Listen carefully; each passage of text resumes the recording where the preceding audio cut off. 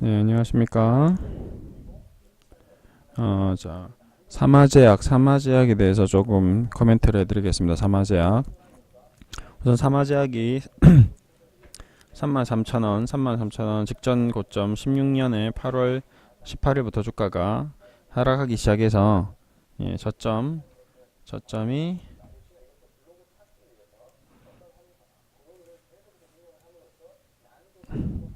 14,300원, 14,300원까지 조정을 받고 지금 반등이 나오고 있습니다.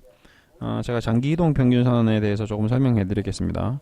자, 이동 평균선은 장기적으로 241과 120 이동 평균선을 좀 볼 수가 있는데, 이 검정색으로 굵게 있는 부분이 장기 이동 평균선입니다. 검정색으로 굵게 표시되는 부분이 장기 이동 평균선입니다.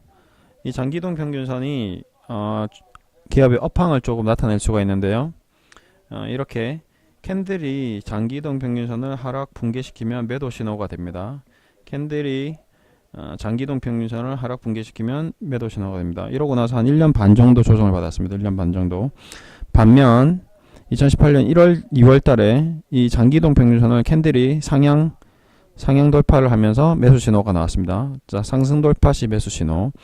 그러고 나서 오늘 이제 상한가가 나왔죠. 이런 종목은 추세가 이제 확 살아나는 겁니다. 확 살아나는 거. 자, 보시면 단기 이동 평균선이 장기 이동 평균선을 상향 돌파 시 매수 신호. 그리고 단기 이동 평균선이 또 장기 이동 평균선을 하락 돌파 시 매도 신호. 이건 종목하고 다 마찬가지입니다. 네. 그리고 지금 이런 모든 흐름이 이제 이슈가 나중에 나오겠죠. 그리고 이제 일반적인 기업, 이 회사는 이제 좀 제약사인데 재무제표를 잠깐 보면 지금 매출액이 한 600억대에서 70억 정도 영업이익, 10% 정도 영업이익률을 보이고 있는 회사인데요. 이제 이 회사의 이익에 대한 급등, 지금 실적으로 회사에 대한 이익이 그렇게 크지 않음에도 불구하고 주가가 많이 상승했었죠. 많이 상승했었는데 그 상승했던 부분보다는 솔직히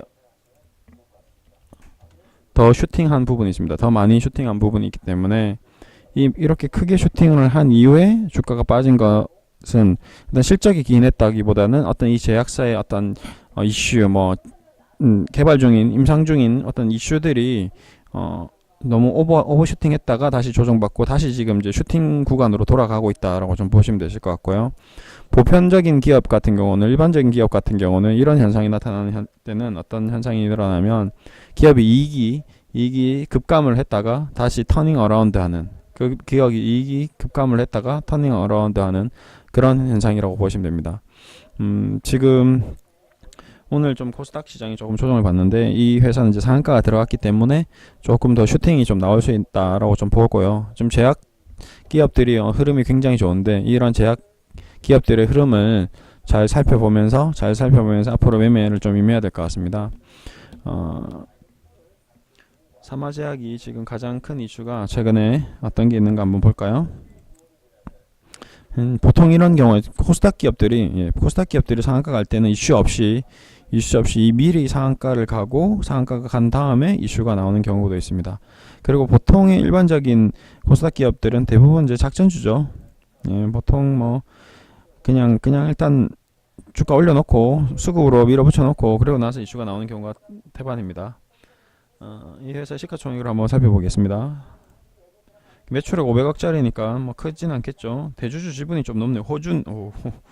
대주주 지분율이 높네요. 약간 명품 주식이네요. 명품 주식. 시가총액 1200억에 굉장히 작은 시가총액 회사이다 보니까 그 중에 대주주 지분율도 높고 이제 잠긴 주식, 이런 거 물량이 없는 주식이라서 좀 상한가 올리기가 좀 쉬운 주식입니다. 이런 주식은 지속적으로 관심을 갖고 내일 장중에 조정이 나오면 또 적극적으로 한 3%에서 5% 정도 조정을 보이면 바로 적극적으로 매수를 해야 됩니다. 바로 적극적으로 좀 매수를 해야 되고요. 이런 이제 추세가 살아있는 주식을 좀 매매를 하는 게 가장 좋습니다. 근데 이때 이제 추세가 살아있는 종목을 매매를 할 때는 어떻게 매매를 하느냐면 단기 이동 평균선을 굉장히 보셔야 됩니다. 단기 이동 평균선 5일선, 특히 5일선, 11선 제가 가볼게요. 지금 현재 5일선은 가격 이동 평균선 5일선은 21,080원이네요. 21,080원. 21,080원을 붕괴하지 않는 시점에서 계속 트레이딩을 좀 해주시면 될 것 같습니다. 이 단기동 평균선이 붕괴된다는 건 굉장히 좀 리스크가 한 상황인 거고요. 그런 부분을 잘 고려해서 5일선과 10일선을 잘 보면서 매매를 해야 됩니다. 단편적인 예를 제가 보여드릴게요. 대림제지 같은 경우는 지금 보시면 이 5일선을 이탈하지 않은 상태에서 매일같이 주가가 상승하고 있습니다. 계속 5일선을 지지받으면서 가고 있죠. 그러면 그런 중에 어느 하루 이렇게 5일선을 이탈을 했다가 장중에 다시 돌아왔습니다. 이게 유효한 겁니다. 오늘도 지금 장중에 이탈을 했다가 지금 돌아와 있는데 오늘 종가를 봐야 됩니다. 지금 이탈하려고 폼을 잡고 있죠. 이탈을 하면 종가상으로 이탈을 하면 시간 외에서라도 주식을 던져야 됩니다. 네, 이런 주식은 5일선을 보고 트레이딩을 하는 거기 때문에 그냥 원칙적으로 이렇게 하시면 되십니다. 원칙적으로. 그리고 또 하나 더 예를 들어서 봐드릴까요? 예, 동양 네트워크스. 지금 보시면 이 종목은 11선을 타고 가네요. 예, 11선을 쭉 타고 가는데 이렇게 마찬가지 11선은 여기 이탈했죠. 이렇게 보십시오. 단기동 평균선을 한번 이탈했다가 확정적으로 이날 종가 기준입니다. 종가 기준 이탈했죠. 이제 정리해야 됩니다. 어제 급락을 했죠. 급락이 나왔습니다. 이런 식으로 트레이딩을 하는 그 방법은 정해진 부분이 있기 때문에 반드시 좀 룰을 지켜주셔가지고 그 룰대로 좀 하시는 게 좋습니다. 대신에 이제 단기 이평선은 그렇고 장기 이평선은 조금 다르게 또 보실 수가 있습니다.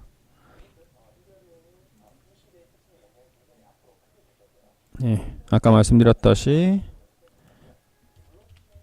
보시면 장기 이동 평균선을 하락 붕괴 시 매도, 상승 돌파 시 매수, 이런 식으로 보시면 되시고, 장기 이동 평균선을 상승 돌파 시 매수, 지금 상승 돌파했죠. 매수, 이런 식으로 장기 이동 평균선을 이용해서 매매를 하시면 좀 도움이 되실 거고, 단기적으로 이동 평균선도 계속 보시면서 매매를 하시면 좋을 것 같습니다. 이동 평균선 관련돼서는 오늘 이렇게 마무리를 좀 할게요. 감사합니다.